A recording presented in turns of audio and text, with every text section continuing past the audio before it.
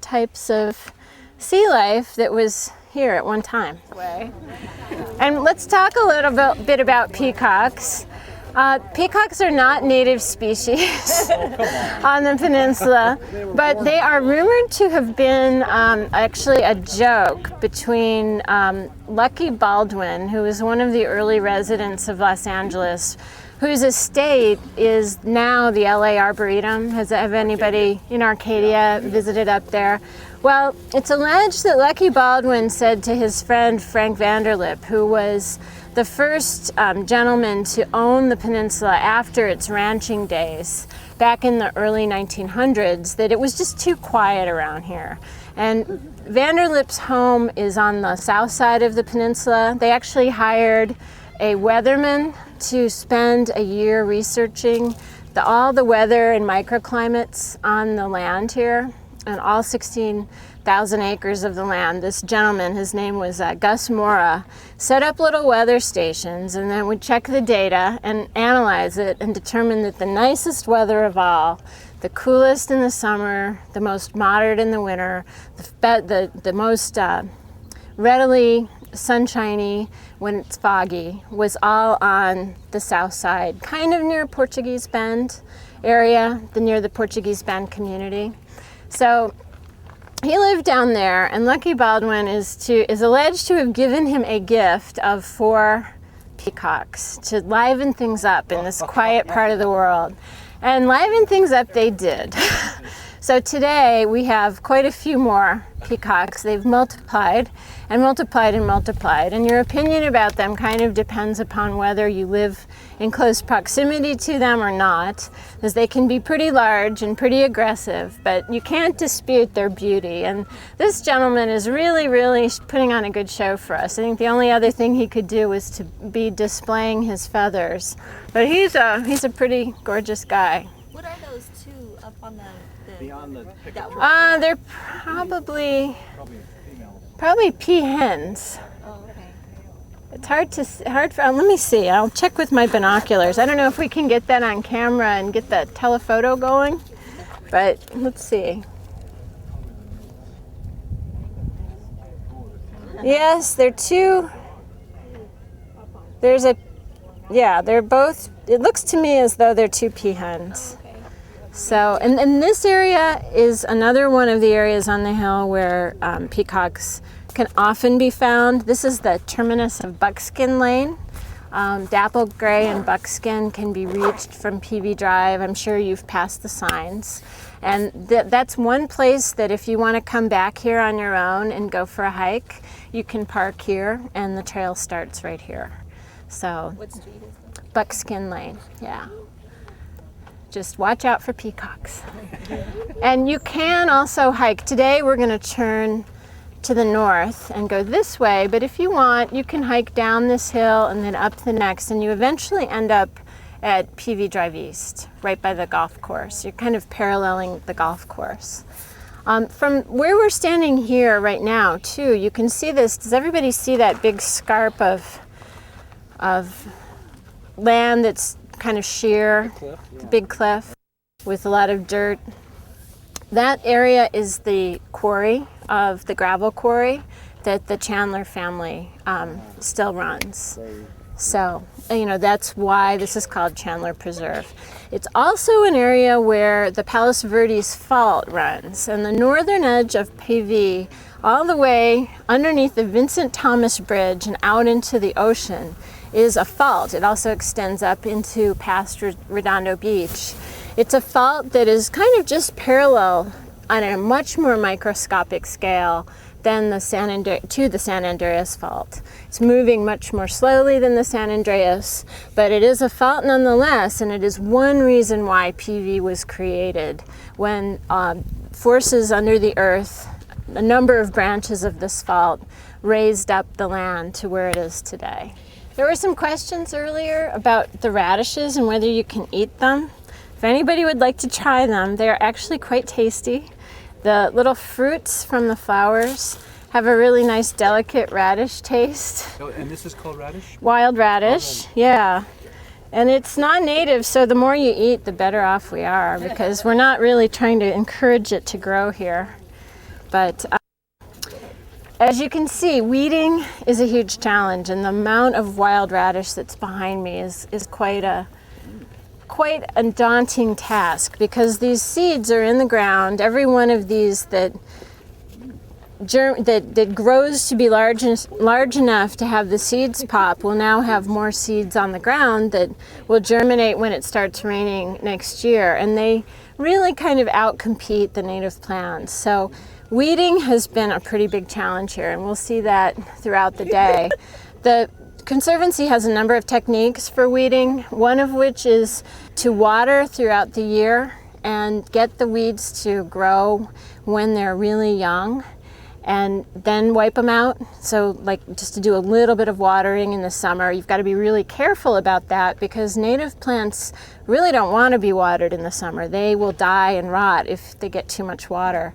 However, if you just manage it delicately enough to get those weed seeds to germinate and then wipe them out, you're in a much better place in terms of the restoration of the habitat. And so that's what we've attempted to do.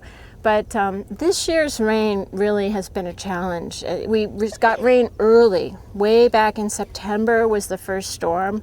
So the rainy season was very long, which requires, 3, 4, 5 times of weeding, pretty constant. And it's been a little bit challenging to keep up with.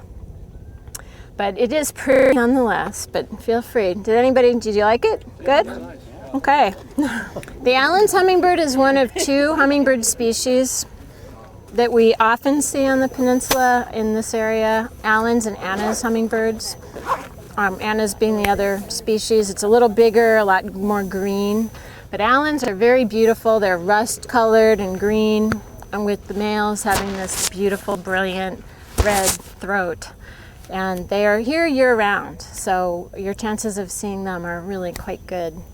Black tubing is drip irrigation that is intended to keep the plants that have been planted here going, even while we get a kind of a bad rain year like we did last year. And that'll help everything keep going in the restoration as we try to maintain it. I'm not seeing any plants here that fit this description from where we're standing now, but another thing we should talk a little bit about are the Palos Verdes blue butterflies. Has anybody heard about the PV blues? This area is one area where the PV blues have been attempted to be recolonized. And they have a food plant, which means the plant that the butterflies need to lay their eggs, and their caterpillars will then eat that plant pretty much exclusively until they pupate, go to the next life cycle, form a pupa, and then emerge as butterflies later. And you might have read recently in the Los Angeles Times that there were an abundance of PV blue pupae this year, grown by the Urban Wildlands Group, or raised, I guess I should say, by the Urban Wildlands Group, with whom the Conservancy has a partnership. And the plants of that food plant, it's called locoweed astragalus, are here on the Chandler Preserve. And what they'll do is put the pupae near each plant. Now, this is really where the ongoing nature and research studying that is going on with high school students and college professors starts to come in and be significant. The PV blue is really considered to be an indicator species of the overall health of the ecosystem here. And one thing they've discovered is there's a relationship between native ants and the butterfly caterpillars. And the native ants tend the caterpillars and make life better for them. So they keeps them free of disease, etc., as I understand it. And where there are these native ants, the caterpillars tend to do much better. Where there aren't native ants, they have a little tougher go.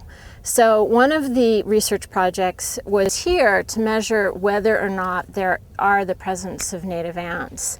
And they unfortunately didn't find any. But ongoing studies in other places within the peninsula have shown that in areas where the plant diversity is much more akin to a native plant palette, there are much more insects, a much greater diversity of insects. So we hope that over time, as we make progress and improve that, the situation with the native ants will improve as well. And at the same time, we'll learn a lot more about it, as well as the students who are working on these projects. I mean, it's a tremendous experience for the high school students who are working on the preserves with college level students, postdocs, professors, to get that kind of learning at this stage in their careers. And in fact, one of the students just won a science fair on the research that she's done here. So it all connects. You see over here a very, very large example of a lupin. I'm trying not to trample on things, so I'm gonna be kind of careful about where I stand. But this shows you another species within the same plant family that we saw earlier, but a bush one, a really gigantic one. So they do range very much in size. And if you can see the plant behind this one, it has a lot of bees on it with the yellow flowers. That plant is called a bladderpod, and it's a native California plant. It's in the caper family. Most of the caper family plants are all in the tropics, but this is an exception to that. And it's called bladderpod, and hopefully we'll see one. Oh, there's actually one behind you too that we can see a little more closely. Why don't we walk down in here a little bit? Just be careful and don't step on anything that looks native. This bladder, it's the seed pod of the plant, and it's like a little pouch that holds the seeds. And when the wind blows, the whole plant makes a shaking sound from the seeds rattling around in here, which you can't hear quite yet. They're not quite far enough along. But another characteristic of this plant, especially on a hot day like today when insects are active, are the presence of harlequin beetles. I don't know if you can get that on camera, but the harlequin beetle is a really, really colorful beetle, black and orange, and they're often found on this plant. They just seem to love it. Behind me is a true sage. I think it's okay to come in here. I don't see too many plants that are native here that we would be trampling on. But this is a true sage. It's called black sage. You can see even though the flowers are purple, it's black sage. And if you just kind of touch the leaves of the plant a little bit, you can get a sense of the fragrance for it. And a characteristic of the mint family, and if you cook a lot with basil, you notice that the stems are square. And that is a characteristic of the entire plant family, having square stems. So, and these are the sages that you can eat. They're a relative of the sage that you would grow from the nursery or buy in the supermarket. And the one just to my right is a purple sage. It's in the same family, just a different species. Big clouds of purple flowers. And that one too is really aromatic, but you can get an idea of the difference between the two. And if you've ever driven down Crenshaw Boulevard in the spring and wondered what those really pretty purple bushes are, it's purple sage. So the plant that I wanted to point out here is called fiddleneck, and it's another plant that's often found in the sandy, it's even found in the desert. You see it in the Antelope Valley Poppy Preserve, and you see it here. Most of these plants, you'll see, if you start noticing them, they've all been planted as part of the restoration, and they're really doing quite well. It is a pretty plant that has, and there's a little, let's see, that's a butterfly. It's a skipper. I can't see which one. I think it's an umber skipper butterfly that's feeding on the fiddleneck. And they're another, spring wildflower plant that really does well in this kind of environment and they're very beautiful as well. You can see some California poppies behind us too. And one of the benefits of native plants is that throughout the course of the year, different native plants will be blooming. There was a question just a few minutes ago about milkweed, and we do have a native milkweed on the peninsula, and it's the food plant of the monarch butterfly. It's got really narrow leaves, and it doesn't